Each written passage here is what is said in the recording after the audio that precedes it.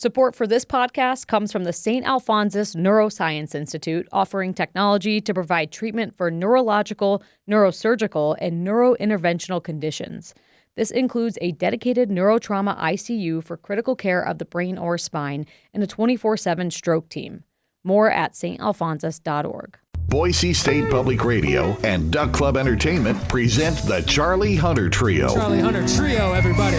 Wednesday, March 18th at the Shrine Social Club in Boise. Blending jazz, funk, blues, and rock, Hunter is a guitarist, producer, and bandleader who will present his unique finger-picking technique on custom hybrid guitars. Tickets are available now at theduckclub.com.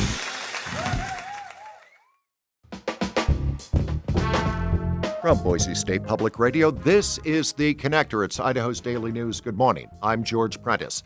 We are tracking gas prices in Idaho, and my goodness, they are climbing fast.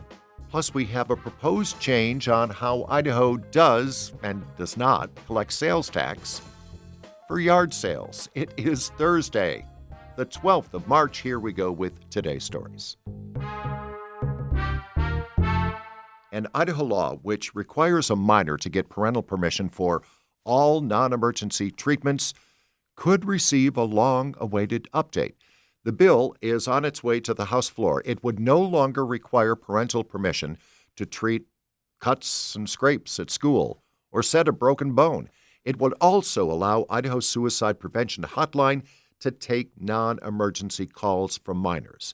Dakota Baker, who lives in Meridian, says they called the hotline last year in a crisis and was eventually, quote, hung up on. In that moment, it felt like the last door for help had been closed. The very next day, I was about to end my life, and I was admitted to the mental hospital. I often think about how different that night might have been if someone had simply stayed and listened. Another young person testified yesterday that he and several of his friends had also been hung up on. During yesterday's hearing, Republican Representative Heather Scott asked the program director if politics had led to the hotline's policy with minors. Can you assure me that this is not to make a point or to change a law, and that your volunteers would help someone in need?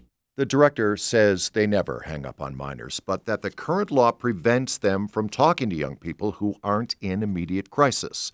The bill, unanimously passed out of committee, and is now headed to the House floor. Educators and healthcare providers in Idaho could face stiff fines if they fail to notify parents that their child had asked them to help with transitioning to a different gender. James Dawson reports. The bill passed by the Idaho House Wednesday would require school staff and others to notify parents within 72 hours if the student asked to go by a different name or to use different pronouns. If they fail to do so, they could be sued in civil court and face an additional fine up to $100,000 from the state attorney general's office. Each Republican supported the bill, including Representative Clint Hostetler. Protecting our children is contingent on parental rights and parental authority, and this is a great step back in the right direction. House Democratic leader Alana Rubel says the measure will further drive out professionals who are desperately needed here. They leave the state or they don't come here to begin with, and these are professions that we can least afford to lose. Educators, healthcare providers, child care providers.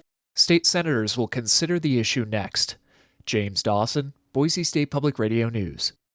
Idahoans testified yesterday on a bill that would ban transgender people from using restrooms that match their gender identity. House Bill 752 would impose up to a year of jail time if found guilty on a first offense. Supporters like Suzanne Tabbert from Sandpoint say the bill maintains boundaries. For generations, sex-segregated restrooms and locker rooms have ensured that women and children feel safe and private during their most vulnerable moments. Others, like Nixon Matthews of Boise, say the legislation would force him to use the women's bathroom, which he says could put him in danger. Every single day when I'm out in public, I have to decide, do I feel like going to jail today, or do I feel like being attacked? A study by the UCLA's Williams Institute analyzed crime statistics and found transgender people are more than 4 times as likely to be victims of violent crime than cisgender people. The bill passed through committee yesterday and is now headed to the House floor. We are continuing to track Idaho gas prices, and the AAA is reporting that Idaho prices jumped 8 cents in one day yesterday. So this morning, the average price for a gallon of unleaded in Idaho is $3.48. That's a 33-cent jump in 1 week and a 52-cent jump in 1 month. There have been plenty of debates this legislative session regarding revenues, taxes in particular, and on Wednesday that conversation included yard sales and the fact that individuals, technically they're called small sellers, don't have to collect or pay sales tax at yard sales for any amount in those sales as long as they limit them to 2 per year. We provided an avenue for people to be able to sell things without having to pay sales tax on everything. This is GOP Representative Jason Monks of Meridian, and he points to current Idaho law that caps the number of yard sales at 2, where Idahoans don't have to collect or pay the sales tax, and that can even include estate sales. And I would point out, this was something that I didn't realize. They say if you had an estate sale and you sold $50,000 worth of stuff out of your estate sale, you are exempt. That's current. You're allowed to do 2 of those. So there is no limit on the first 2 yard sales that you have. Now, there have been multiple attempts to change this over the years, but this latest proposal that Monks brought yesterday would be to put a cap on the dollar amount, still allowing the 2 sales tax-free yard sales per year, but Monks says the dollar cap should be $3,000, and then people who have yard sales would have to start collecting and paying the sales tax.